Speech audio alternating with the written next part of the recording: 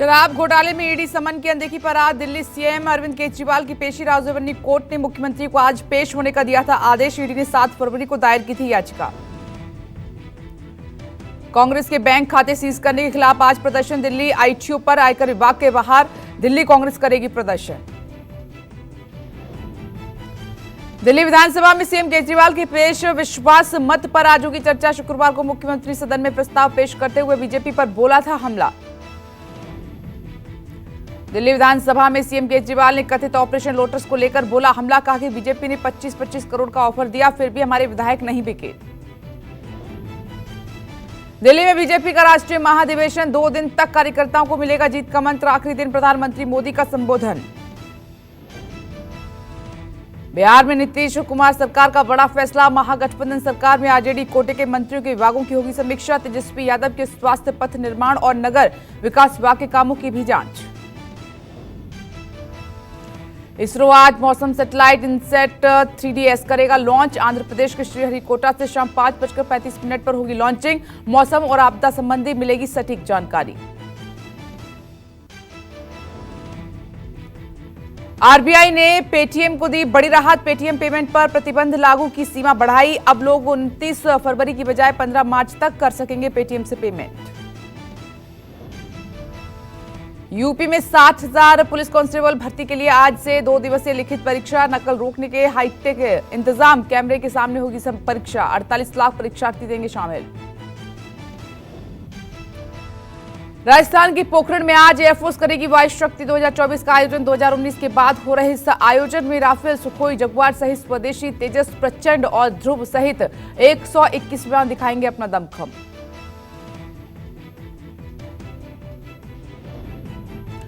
UP के आगरा में आज से प्रसिद्ध ताज महोत्सव का शुभारंभ। 27 फरवरी तक चलेगा महोत्सव। 10 दिनों तक चलने वाले महोत्सव में इस साल कई नए कार्यक्रम। पहली बार महिला बाइक रैली, ताज कार रैली, पतंगबाजी और हॉट एयर बलून का लुत्फ उठाएंगे दर्शक।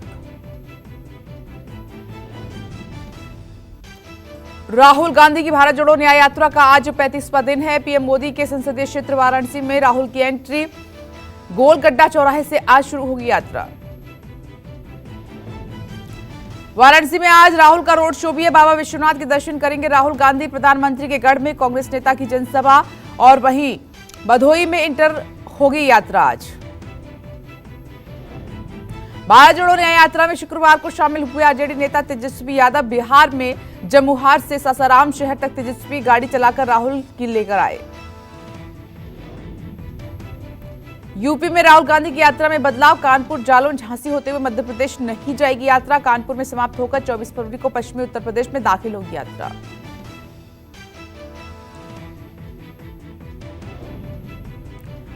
यूपी में भारत जोड़ो न्याय यात्रा की एंट्री पर उत्साहित प्रियंका गांधी ने एक्स पर लिखा पोस्ट। कहा कि तबीयत खराब की वजह से फिलहाल अस्पताल में हूं, जल्द यात्रा में शामिल होंगी।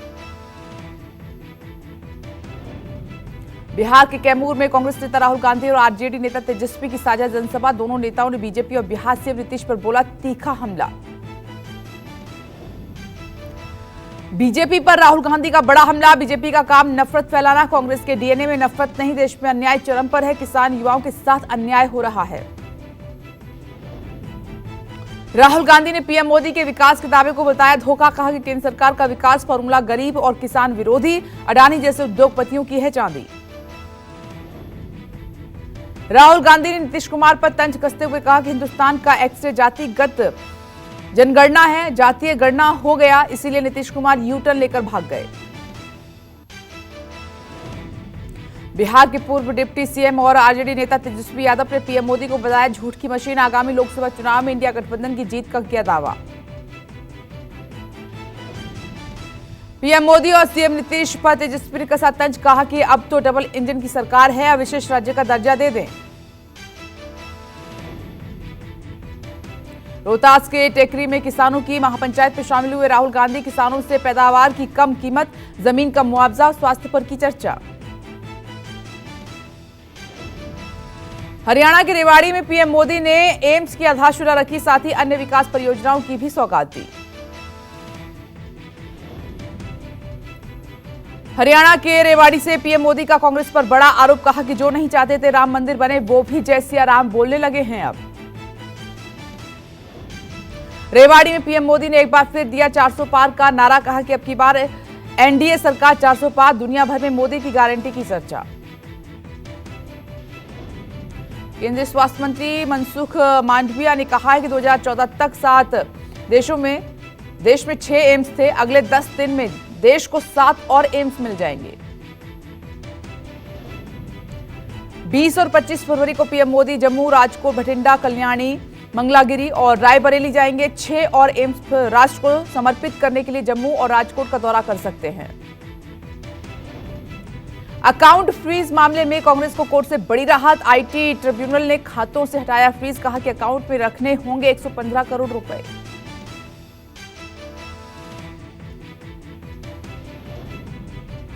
अकाउंट फ्रीज मामले पर बोले राहुल गांधी, कांग्रेस जन की ताकत का नाम है, ना कभी झुके हैं ना झुकेंगे, तानाशाही के सामने नहीं झुकेंगे, लोकतंत्र की रक्षा के लिए लड़ते रहेंगे। कांग्रेस कोषाध्यक्ष अजय माकन ने पार्टी अकाउंट पर कार्रवाई को बताया लोकतंत्र पर हमला, कहा कि बीजेपी के अकाउंट में अवैध कॉर्पोरेट बॉन्ड है, उसे जब्त करना चाहिए। वहीं बीजेपी नेता रविशंकर प्रसाद ने कांग्रेस के आरोपों को किया खारिज, कहा कि आयकर विभाग की कार्रवाई का राजनीति से कोई लेना देना नहीं है, आईटी नियमों की धज्जियां खुद कांग्रेस ने उड़ाई। बैंक खातों पर हुई कार्रवाई से कांग्रेस अध्यक्ष खड़गे बिफरे, एम्स पर एक्स पर पोस्ट कर कहा कि सत्ता के नशे में बीजेपी चूर है।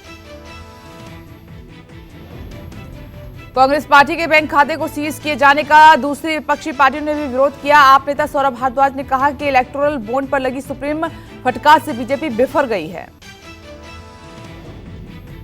अजय माकन ने कहा कि चुनाव से ठीक 2 हफ्ते पहले मुख्य विपक्षी दल के बैंक खातों पर कार्रवाई बताती है कि बीजेपी अपनी सत्ता बचाने के लिए किसी भी हद तक जा सकती है। बिहार में सत्ता से बेदखली के बाद आरजेडी नेता तेजस्वी यादव जनता के बीच जाएंगे। तेजस्वी 20 फरवरी से चरणबद्ध राज्यव्यापी दौरा करेंगे। तेजस्वी सबसे पहले मुजफ्फरपुर और सीतामढ़ी जाएंगे। नीतीश कुमार को लेकर लालू यादव का बड़ा बयान, कहा कि नीतीश के लिए दरवाजा खुला रहता है, नीतीश कुमार आएंगे तो देखेंगे कि हमारे दरवाजे हमेशा खुले रहते हैं। आरजेडी अध्यक्ष लालू प्रसाद यादव के सीएम नीतीश पर कसे तंज का डिप्टी सीएम सम्राट चौधरी ने दिया जवाब, कहा कि देश को लूटने वाली कांग्रेस और बिहार को लूटने वाली आरजेडी के साथ अब नीतीश कभी नहीं जाएंगे। एआईएमआईएम नेता असदुद्दीन ओवैसी 3 दिवसीय बिहार के सीमांचल दौरे पर हैं। शुक्रवार को किशनगंज में ओवैसी ने बीजेपी, आरजेडी और कांग्रेस की बारी बारी से खबर ली। झारखंड में हुआ चंपाई कैबिनेट का विस्तार, हेमंत सोरेन ने मंत्री पद की शपथ ली। बसंत सोरेन ने ली मंत्री पद की शपथ। कुल 9 विधायकों ने ली मंत्री पद की शपथ। ये चंपाई सरकार का विस्तार है। राष्ट्रीय कांग्रेस पार्टी शरद पवार के अध्यक्ष शरद पवार ने अजीत पवार पर किया हमला। सतारा में एक कार्यक्रम के दौरान बोले, शरद पार्टी का नाम और सिंबल छीन जाने का गम नहीं, लेकिन सत्ता के लिए विचार बदलने वालों को देखकर हैरान हूं। महाराष्ट्र के बारामती में एनसीपी अध्यक्ष अजीत पवार ने किया पलटवार, कहा कि अब मुझे शरद पवार या सुप्रिया सुले की इजाजत नहीं लेनी पड़ती। अजीत ने कहा कि अगर बड़े लीडर का बेटा होता तो कब का पार्टी अध्यक्ष बन गया होता। शुक्रवार को किसानों के भारत बंद का रहा मिला जुला असर। पंजाब हरियाणा में बंद का व्यापक असर। किसानों के बंद को कई विपक्षी पार्टियों का भी मिला साथ। चंडीगढ़ में बीजेपी ऑफिस के घेराव की पंजाब कांग्रेस ने की कोशिश। पंजाब कांग्रेस अध्यक्ष अमरिंदर सिंह राजा वारिंग की अगुवाई में घेराव को पुलिस ने किया नाकाम। भारत जोड़ो न्याय यात्रा के यूपी में प्रवेश करने को लेकर उप मुख्यमंत्री ब्रजेश पाठक ने कहा कि कांग्रेस पार्टी पूरी तरह से डीरेल है, विपक्ष के पास कोई नीति और एजेंडा नहीं है। मध्य प्रदेश के मुख्यमंत्री मोहन यादव ने कहा कि जो लोग सुप्रीम कोर्ट का आदेश नहीं मानते उन्हें नेता बने रहने का अधिकार बिल्कुल नहीं है। ऐसे लोगों के लिए लोकतंत्र में कोई जगह नहीं होनी चाहिए। छत्तीसगढ़ के सीएम विष्णुदेव साय ने कहा कि पार्टी कार्यकर्ताओं को उनके काम के अनुसार बड़े पद ये केवल बीजेपी में ही संभव है। यूपी में योगी सरकार ने लागू किया स्मार्ट 6 महीने तक हड़ताल पर लगी रोक। पुलिस को बिना वारंट गिरफ्तारी का भी मिला अधिकार। चीन और मालदीव को सबक सिखाने की भारत की तैयारी। मालदीव से 524 किलोमीटर दूर मनिकोय द्वीप पर बने नेवल बेस का 4 मार्च को उद्घाटन। रक्षा मंत्री राजनाथ सिंह की मौजूदगी में होगी 15 युद्धपोतों की तैनाती। महाराष्ट्र के मुख्यमंत्री एकनाथ शिंदे ने शुक्रवार को कोल्हापुर में अंबाई मंदिर में पूजा अर्चना की। यूपी के हल्द्वानी दंगे का मुख्य आरोपी अब्दुल मलिक के घर हुई कुर्की। अब्दुल और उसके बेटे मोहित की तलाश में दबिश जारी है। 8 फरवरी को हल्द्वानी हिंसा में हुई थी 6 लोगों की मौत। पंजाब में बीजेपी नेताओं के घरों के बाहर आज किसानों का धरना। उगराहा यूनियन बीजेपी नेताओं के घर के बाहर आज और कल करेगा प्रदर्शन।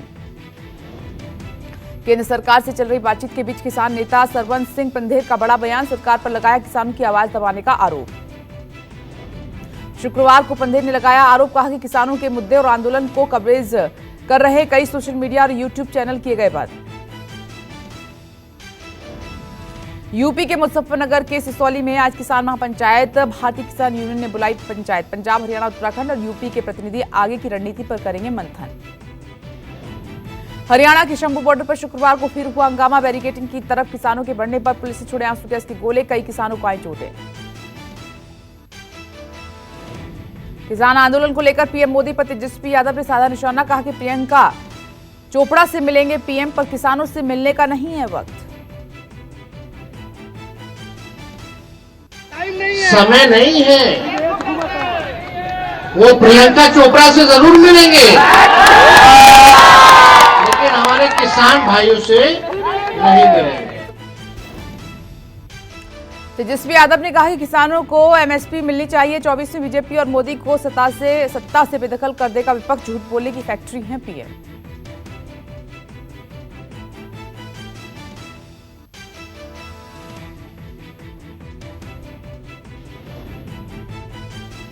किसानों के आंदोलन को लेकर शिवसेना यूटीबी सांसद संजय राउत ने कहा कि किसान आंदोलन को रोकने का किया जा रहा है प्रयास।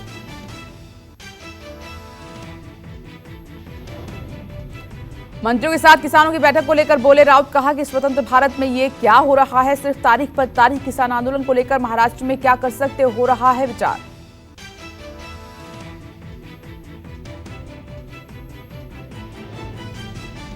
पीएम मोदी वीडियो कॉन्फ्रेंसिंग के जरिए विकसित भारत विकसित राजस्थान कार्यक्रम में हुए शामिल। 17,000 करोड़ की परियोजनाओं का शिलान्यास और लोकार्पण भी किया।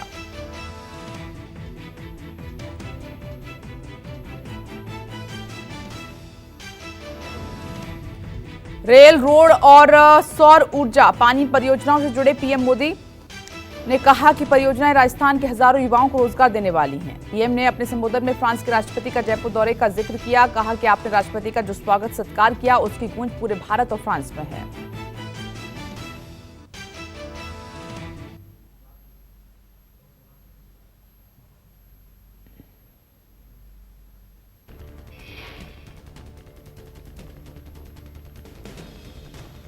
भारत जोड़ो न्याय यात्रा के उत्तर प्रदेश में प्रवेश करने को लेकर उप मुख्यमंत्री ब्रजेश पाठक ने कहा कि कांग्रेस पार्टी पूरी तरह से डीरेल है। विपक्ष के पास कोई नीति और एजेंडा नहीं है।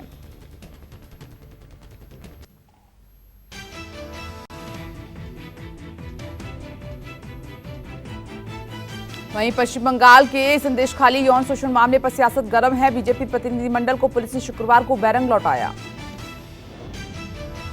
बीजेपी का आरोप, केंद्रीय मंत्री की अगुवाई में गई 6 सदस्यीय डेलीगेशन से पुलिस ने की बदसलूकी। केंद्रीय मंत्री सहित महिला सदस्यों से धक्का-मुक्की का आरोप। कांग्रेस सांसद अधीर रंजन चौधरी भी शुक्रवार को संदेशखाली पहुंचे। पुलिस ने जाने से रोका तो रामपुर में धरने पर बैठे अधीर रंजन। कांग्रेस और पुलिस के बीच हुई झड़प। अधीर रंजन ने कहा कि टीएमसी नेता और पुलिस सालों से महिलाओं के साथ कर रहे हैं ज्यादती। केंद्रीय मंत्री रामदास अठावले ने कहा कि संदेशखाली में जो अत्याचार हुआ है इसकी जांच होनी चाहिए। दोषियों को हो फांसी की सजा। बीजेपी प्रवक्ता शहजाद पूनावाला ने बंगाल और सीएम ममता बनर्जी पर लगाया गुंडों को संरक्षण देने का आरोप। देश दुनिया से सच्चाई छिपाने के लिए खुद विधानसभा में देती हैं शाहजहां शेख को क्लीन चिट। बीजेपी अध्यक्ष नड्डा ने संदेशखाली घटना की जानकारी लेने के लिए गठित की 6 सदस्यीय समिति में 5 महिला सदस्य भी शामिल। संदेशखाली में 6 सदस्यीय टीम भेजने पर टीएमसी नेता कुणाल घोष ने कहा कि नड्डा को यूपी, एमपी, त्रिपुरा, मणिपुर और बिहार में प्रतिनिधिमंडल भेज देना चाहिए। संदेशखाली हिंसा पर बीजेपी विधायक अग्निमित्रा पॉल ने की मामले की एनआईए जांच की मांग। संदेशखाली और आरएसएस पर सीएम ममता बनर्जी के बयान पर शुभेंदु अधिकारी का पलटवार। कहा कि पीएफआई, सिमी और टुकड़े टुकड़े गैंग को संरक्षण दे रही सरकार। बगल में यहाँ रोहिंगा घुसाया है। और जो बहन ऑर्गेनाइजेशन है PFI सिमी।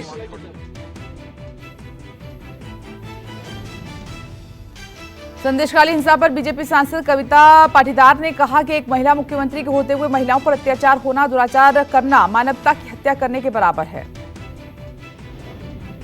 उसके बावजूद बहनों पर इतना अत्याचार होना, उनको घर से उठा ले जाना, उनके पतियों की जान की धमकी देकर उनको कई दिनों तक अपने पास बंदी बनाकर उनके साथ दुराचार करना, ये तो मानवता की हत्या करने बराबर है।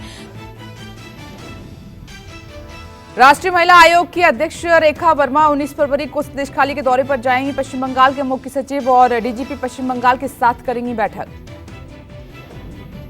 महिलाओं ने टीएमसी के कद्दावर नेता शाहजहां शेख और उनके समर्थकों पर जमीन हड़पने और जबरदस्ती यौन उत्पीड़न करने का आरोप लगाया। भ्रष्टाचार के एक मामले में परिसर की तलाशी लेने पहुंची ईडी के अधिकारियों पर शाहजहां शेख के समर्थकों ने किया था हमला। उसके बाद शाहजहां शेख हो गया था फरार। राज्यसभा की 56 सीटों पर द्विवार्षिक चुनाव में नड्डा, सोनिया गांधी समेत कई सांसद निर्विरोध चुने जाएंगे। कर्नाटक, यूपी, हिमाचल में ज्यादा प्रत्याशी के कारण हो सकता है वोटिंग। नामांकन वापस लेने की आखिरी तारीख 20 फरवरी। 27 फरवरी को राज्यसभा चुनाव के लिए वोटिंग है। 9 बजे से शाम 4 बजे तक वोटिंग। शाम 5 बजे से हुई मतगणना। बीजेपी ने 28 सांसदों में से केवल 4 को उम्मीदवार बनाया। नड्डा और 2 केंद्रीय मंत्रियों समेत सुधांशु त्रिवेदी को फिर से उम्मीदवार बनाया है। 2024 में राज्यसभा से 68 सांसद हो रहे रिटायर।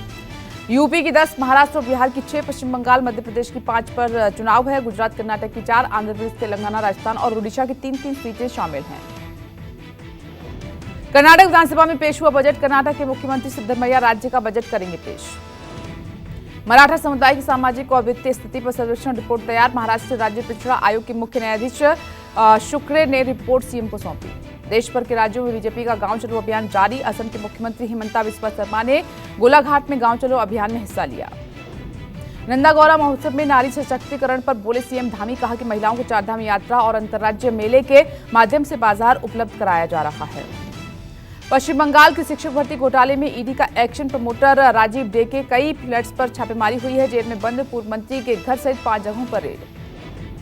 ईडी के अधिकारियों ने 5 जगहों पर की छापेमारी। 5 चटर्जी को केंद्रीय एजेंसी ने सरकारी सहायता प्राप्त स्कूलों में भर्ती में अनियमितताओं के सिलसिले में किया था गिरफ्तार। महाराष्ट्र में मराठा आंदोलन जारी है। भीड़ में एक बार फिर उग्र हुआ मराठा आंदोलन। प्रदर्शनकारियों ने रात में स्टेट ट्रांसपोर्ट की बस पर किया पथराव। स्टेट ट्रांसपोर्ट की बस पर पथराव के बाद शासन प्रशासन अलर्ट है। रात 10 बजे से इलाके में बसों का आवागमन बंद। सिद्धार्थ मल्होत्रा की स्टारर फिल्म योद्धा का फर्स्ट लुक पोस्टर आउट हुआ है। फिल्म में साउथ एक्ट्रेस रश्मिका मंदाना, दिशा पाटनी भी नजर आएंगे। फिल्म 15 मार्च को सिनेमाघरों में देगी दस्तक। एक्टर और कॉमेडियन सुनील ग्रोवर की वेब सीरीज सनफ्लावर 2 का धमाकेदार ट्रेलर रिलीज हुआ। सीरीज में एक्ट्रेस सदा शर्मा की हुई एंट्री। 1 मार्च को सीरीज OTT पर होगी रिलीज। शाहरुख खान की फिल्म डंकी बॉक्स ऑफिस पर धूम मचाने के बाद OTT प्लेटफॉर्म पर हुई रिलीज। किंग खान ने सोशल मीडिया पर एक वीडियो शेयर करते हुए जानकारी दी है। एक्ट्रेस शिल्पा शेट्टी ने सिंगापुर में परिवार के साथ मनाया वेकेशन। शिल्पा शेट्टी ने वेकेशन के यादगार पलों की कुछ तस्वीरें सोशल मीडिया पर शेयर की हैं।